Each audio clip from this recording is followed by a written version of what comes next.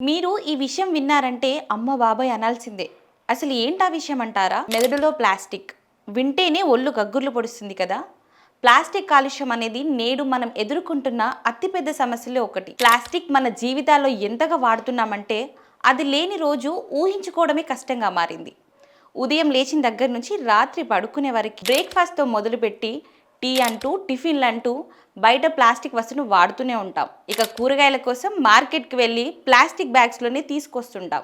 ఇలా ప్లాస్టిక్ వినియోగాన్ని తగ్గించకపోతే భవిష్యత్తులో మరిన్ని తీవ్ర పరిణామాలు ఎదుర్కోవాల్సి వస్తుందంటున్నారు నిపుణులు. న్యూ మెక్సికో యూనివర్సిటీ చేసిన అధ్యాయంలో మైక్రో ప్లాస్టిక్ రేణువులు మన శరీరంలోకి చివరి అత్యంత సున్నితమైన మెదడులోకి కూడా చొరబడుతున్నాయని తాజా పరిశోధనలు హెచ్చరిస్తున్నాయి. ఇక మన మెదడులోకి బయటి హానికర పదార్థాలు ప్రవేశించకుండా కాపాడడానికి బ్లడ్ బ్రెయిన్ బ్యారియర్ అనే రక్షక కవచం ఉంటుంది. అయితే ఈ రక్షక కవచాన్ని సైతం ఛేదించుకొని మైక్రోప్లాస్టిక్ రేణువులు మెదడులోకి ప్రవేశిస్తున్నాయని న్యూ మెక్సికో యూనివర్సిటీ పరిశోధకులు గుర్తించారు. పరిశోధనలో భాగంగా 2016లో మరణించిన వారి బ్రెయిన్ టిష్యూస్ని 2024లో మరణించిన వారి బ్రెయిన్ టిష్యూస్ని పోల్చి చూశారు. 2024 నాటికి మెదడులో సూక్ష్మ ప్లాస్టిక్ రేణువులు సాంద్రత 50% పెరిగినట్లు గుర్తించారు. అంటే కేవలం 8 ఏళ్ల వ్యవధిలోనే మెదడులో ప్లాస్టిక్ రేణువులు అంత భారీ మొత్తంలో పెరగడం ఆందోళన కలిగిస్తుందన్నారు. ప్రాథమిక పరిశోధనల ఆధారంగా కొన్ని ప్రమాదకరమైన అంచనాలు ఉన్నాయి.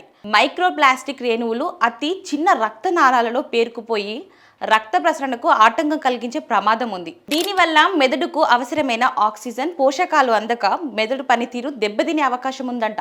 మెదడులోని నాడీ కణాలు నిరంతరం సమాచారాన్ని ఇచ్చిపుచ్చుకుంటాయి.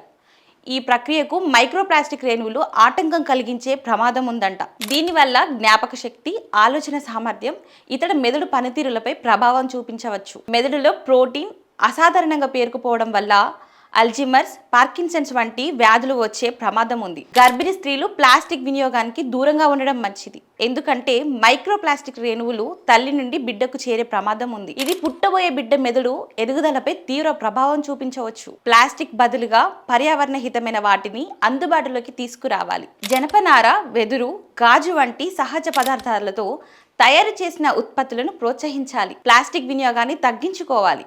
పర్యావరణ హితమైన జీవన శైలిని అలవర్చుకోవాలి. ప్లాస్టిక్ కాలుష్యం చివరికి మానవాళి మనుగడకే ప్రమాదంగా పరిణమిస్తుంది.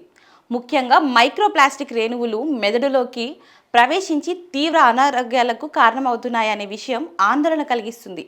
ఇప్పటికైనా మేల్కొని ప్లాస్టిక్ వినియోగాన్ని తగ్గించుకోకపోతే భవిష్యత్ తరాలు తీవ్ర పరిణామాలు ఎదుర్కోవాల్సి వస్తుందంటున్నారు నిపుణులు.